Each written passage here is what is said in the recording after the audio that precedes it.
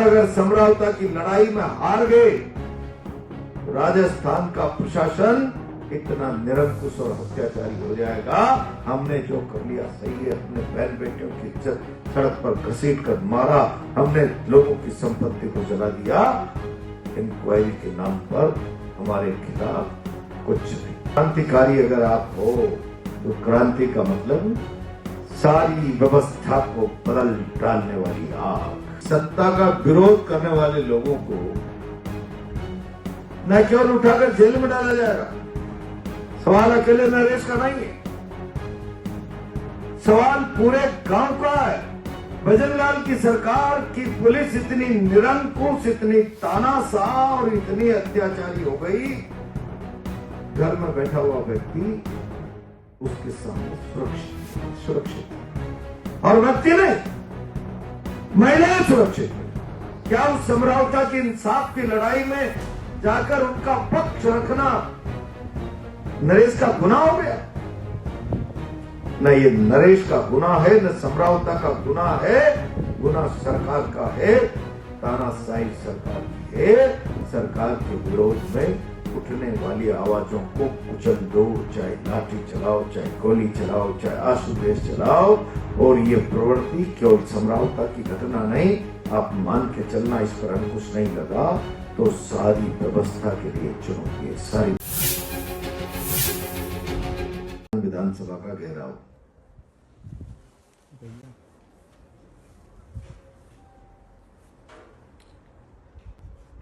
हमारे सामने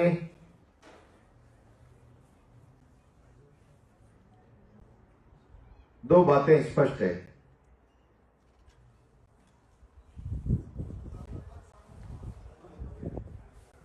सब लोग चाहते हैं नरेश की अविलंब रिहाई हो।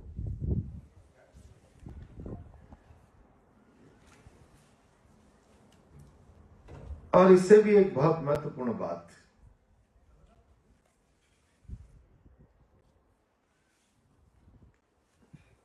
जिसको मैंने हर बार कहने का प्रयास किया है, हर बार,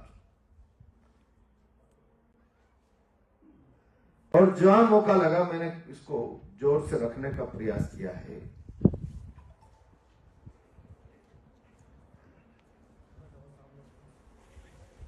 ये बात हमने सुनी है, दो पक्ष लड़ गए, मारपीट हो गई, संपत्ति तोड़ दी, जला दी। शासन लोगों की संपत्ति जला गई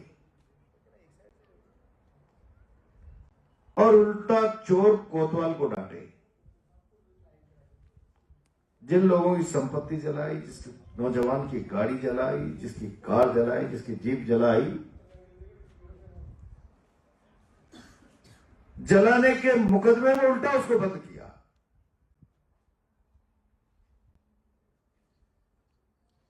मुझे तकलीफ है राजस्थान भर के राजनीतिक लोग इस बात को, इस पक्ष को क्यों नहीं समझ पा रहे हैं। अगर राजस्थान में परंपरा कायम हो गई कि सत्ता का विरोध करने वाले लोगों को न केवल उठाकर जेल में डाला जाएगा, संपत्तियों का भी नाश कर दिया जाएगा और संपत्तियों का नाश करने का जुर्म भी उन्हीं के माथे थोप दिया जाएगा। साधारण घटना नहीं है। मुझे बहुत तकलीफ है कि राजनीतिक जगत के लोगों की संवेदनाएं शून्य कैसे हो गई। सवाल अकेले नरेश का नहीं है, सवाल पूरे गांव का है। जा रहे हैं ना सब लोग, मैं भी गया हूं।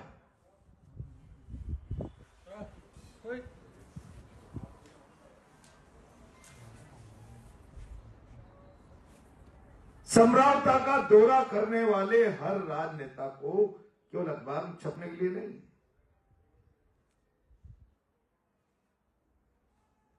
हर राजनेता को वहां की माताएं, वहां की बहनें, वहां के बुजुर्ग, वहां का छोटा बच्चा इस कहानी को सुनाता है। एक माई कहती मैं घर में सो रही थी, यहां अंदर घुस गए, तोड़फोड़ करके मेरे बेटे उठा के लेके घर के बाहर कहां जाएंगे। आप इस बात को समझने का प्रयास करें, राजस्थान के लोगों को यह समझाने का प्रयास करें। भजनलाल की सरकार की पुलिस इतनी निरंकुश, इतनी तानाशाह और इतनी अत्याचारी हो गई, घर में बैठा हुआ व्यक्ति उसके सामने सुरक्षित नहीं है, सुरक्षित है। और व्यक्ति नहीं, महिलाएं सुरक्षित नहीं।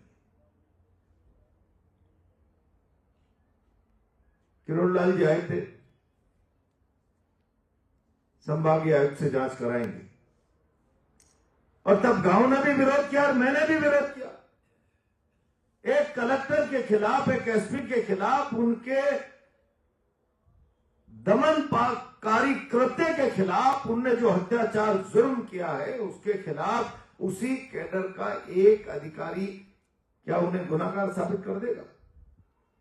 और इसीलिए हमारी पहले दिन से मांग है, पहले दिन से समरावता के सारे प्रकरण की राजस्थान हाई कोर्ट के सिटिंग जज से न्यायिक जांच कराए। और जब हाई कोर्ट का सिटिंग जज न्यायिक जांच करेगा ना,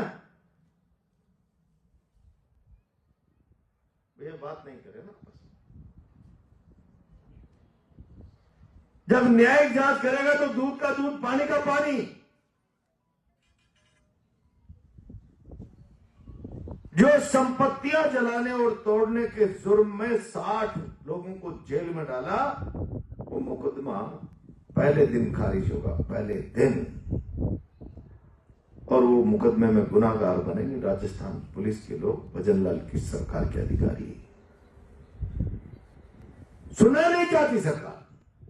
अधिकारियों को पता है, शासन प्रशासन को पता है कि अगर समरावता की न्यायिक जांच की मांग पूरी कर दी गई और पारदर्शी तरीके से जांच हो गई तो सरकार के बड़े बड़े अधिकारियों को, जहां 60 बच्चे जेल में गए हैं, उसकी जगह भजनलाल के प्रशासन के अधिकारियों को जेल में जाना पड़ेगा, जेल में। अब आप कहने को तो क्रांतिकारी भाई, क्रांतिकारी भाई, क्रांतिकारी इस जुल्म के खिलाफ धड़क जाता है, धड़क। मैंने नहीं कहा अभी, आप ही लोग आपस में बात कर रहे थे, इस सुस्ती से काम नहीं चलेगा। जहां क्रांतिकारियों की सभा होती है ना, वहां विचारों में ऐसी आग होती है जैसे कोई भांग घुले हुए कुएं का पानी पी के जवान आ गया, या हर जवान की आंख में सुरमा डाल दिया गया। क्या इस अत्याचार के खिलाफ यह जुनून राजस्थान में नहीं होना चाहिए? क्या यह औपचारिक रूप से लड़ी जाने वाली लड़ाई है? और अगर समरावता की लड़ाई में हार गए तो राजस्थान का प्रशासन इतना निरंकुश और अत्याचारी हो जाएगा, हमने जो कर लिया सही है, हमने बहन बेटियों की इज्जत सड़क पर घसीट कर मारा, हमने लोगों की संपत्ति को जला दिया, इंक्वायरी के नाम पर हमारे खिलाफ कुछ नहीं, जीरो।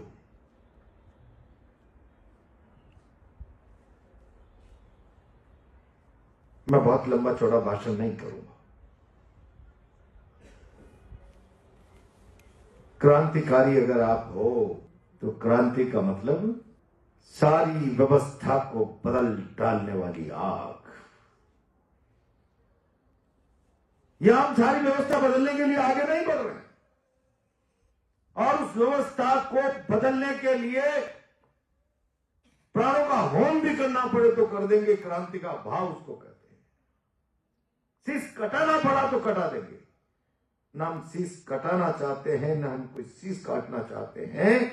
हम प्रजातांत्रिक तरीके से अपने हक, अधिकार और न्याय की बात कर रहे हैं। 60 बच्चों पर गलत मुकदमा लगाया है, आप उस मुकदमे के दोषी अधिकारियों के खिलाफ कार्रवाई करो, मुकदमा वापस लो।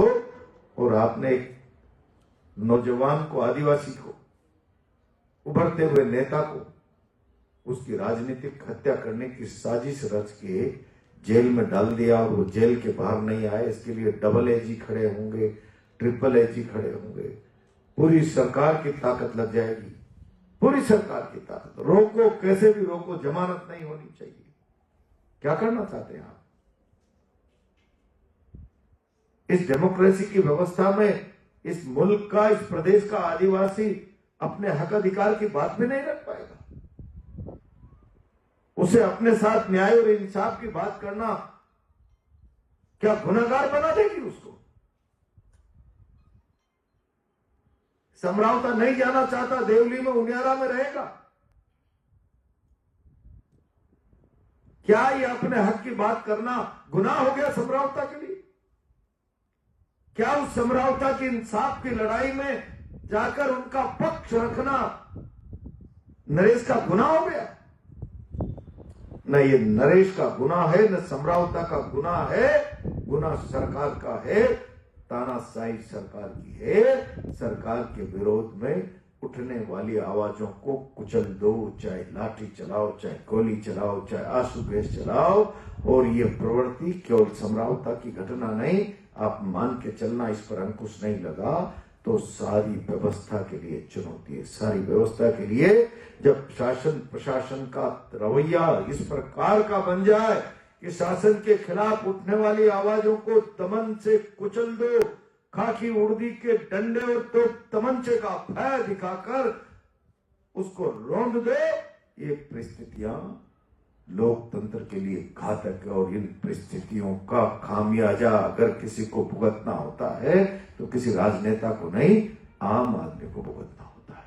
और इसी लड़ाई आम आदमी के अधिकार की लड़ाई है, कोरा समरावता और नरेश का विषय नहीं है। ये आम आदमी के हक अधिकारों को सुरक्षित रखने की लड़ाई है।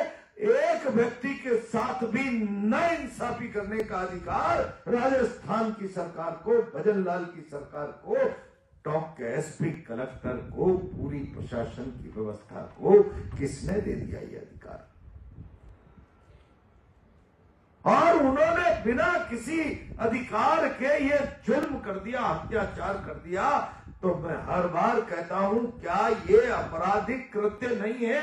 भजन लाल जी, आप विधानसभा चल रही है, खड़े होकर कह दो मेरी पुलिस ने जो गाड़ी जलाई है, मेरी पुलिस ने जो अपराध किया है, मेरी पुलिस ने आंसू गैस के गोले चलाकर लोगों की संपत्ति तबाह कर दी, समरावता में घसीट घसीट कर माता बहनों को, बच्चों को मारा है, तांडव मचा दिया।